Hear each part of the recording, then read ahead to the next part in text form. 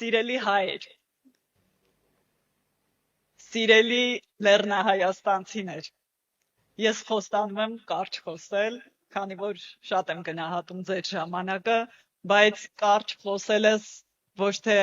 պատճառաբանված է նրանով, որ ասելիքս է քիչ, այլ պատճառաբանված է նրանով, որ ասելիքս շատ է իրապես, բայց ներքին վախ ունեմ, որ բառերս կարող են արժեզրկել այն հոգեվիճակս, այն զգացողությունս ու այն զգացմունքներս, որ ես հիմա ապրում եմ, ու որոնք ես ունեմ, լինելով այստեղ, Սյունիքում, որը ինձ համար բացառիկ խորհուրդ ունի, քանի որ Սյունիքը մեր ամբողջ հայության համար,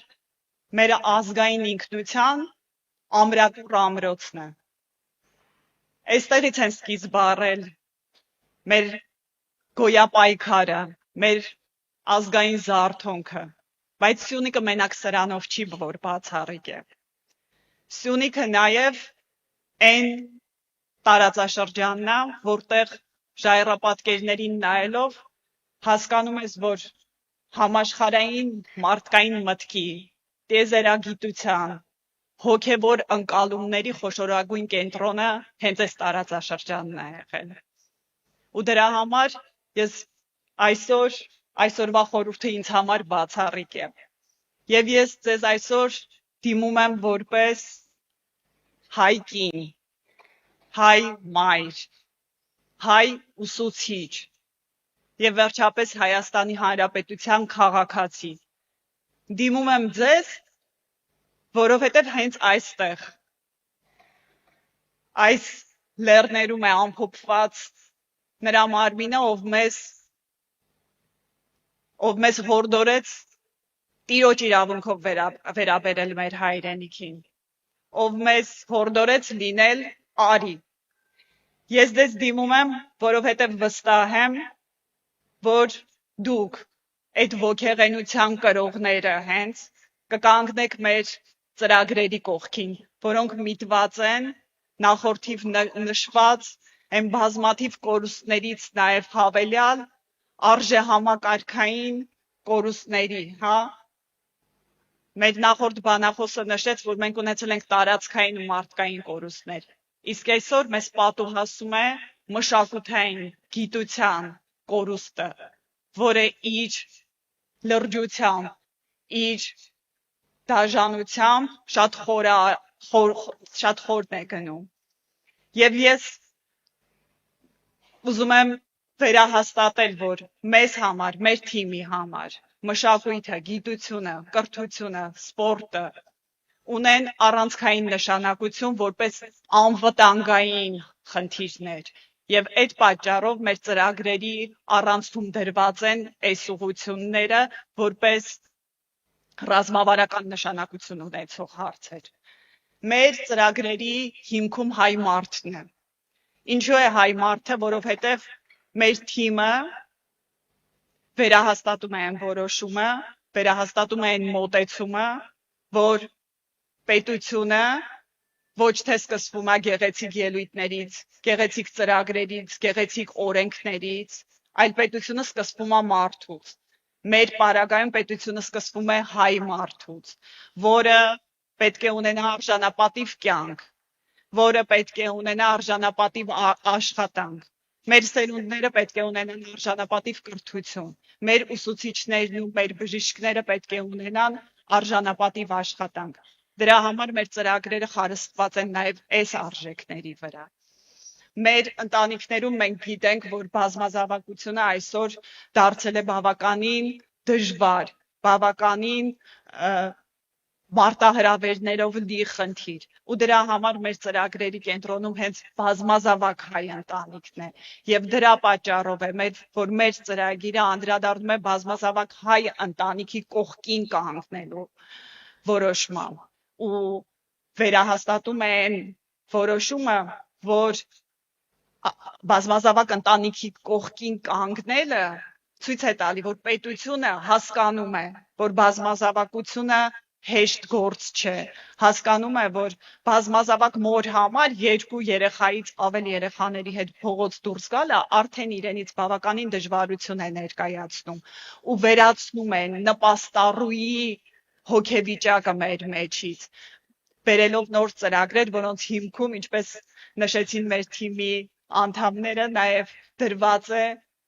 ամեն 4-րդ երեխայից հետո նոր բնակարանում ապահովելու խնդիրը։ Ինչի նոր բնակարան եւ ինչի մարզերում, որովհետեւ այս բոլոր խնդիրները փոխկապակցված են։ Երբ որ ամեն 4-րդ երեխայից հետո 5-րդ, 6-րդ երեխային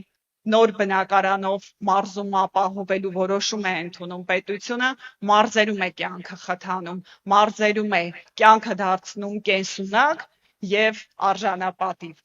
Մեր ծրագրերի հիմքում նաև կրթության նոր համակարգի տեսլականն է։ Մենք ի վերջո որոշել ենք այս ձախողած 12-ամյա կրթության ավագ դպրոցի համակարգից ձերբազատվել, որովհետև բազմիցս ապացուցվեց, որ ավագ դպրոցի այս տեսլականը իրեն չի արդարացնում, որ ավագ դպրոցը դարձել է ինչ-որ մի օջախ, որտեղ ծնողները շատ անգամ տնօրինության հետ մտնում են ինչ-որ գործարքների մեջ եւ այդ երեխաների համար չեն ապահովում այն կրթությունը, որի համար դպրոցը կոչված է։ Դրա համար մենք գնում ենք այլ ճանապարհով։ Մենք առաջարկում ենք, որ դպրոցը այսուհետ ունենա պարտադիր 9 գումարած 2 տարի սովորելու ձևաչափը, որի արդյունքում 11 տարի երեխան սովորելով դպրոցում նաև կունենա միջին մասնագիտական կրթություն, այսինքն որոշակի հմտությամբ դուրս կգա դպրոցից, զինված լինելով որպես մասնագետ, եթե չշարունակի իր կրթությունը բարձրագույն ուսումնական հաստատություններում, ունենալ, այսինքն մի մասնագիտություն, հնարավորություն կյանքում որպես լիարժեք քաղաքացի հանդես գալու համար։ Իսկ 12-րդ տարին արդեն նրա համար կլինի ընտրովի, այսինքն ոչ բոլոր երեխաներն են ցանկանում բարձրագույն ուսումնական հաստատություններում սովորել, եւ սա հնարավորություն կընձեռի նրանց ընդունվել իրենց ցանկացած բուխ, եւ այստեղ ուզում եմ նաեւ հավելեմ, որ դա հնարավորություն կտա առանց կրկնուսույցների մոտ պարապելու, որովհետեւ ավագ դպրոցի այս 12-րդ տարին կլինի արդեն խիստ մասնագիտացված կրթական ծրագրերի վրա ուղղորդված հնարավորություն։ Մենք անդրադարձ ենք հատուկ կատարել նաև մշակութային կյանքին եւ համարում ենք, որ մշակութային կյանքին մեր ազգաբնակչության ներգրավվածության մակարդակը բավականին ցածր է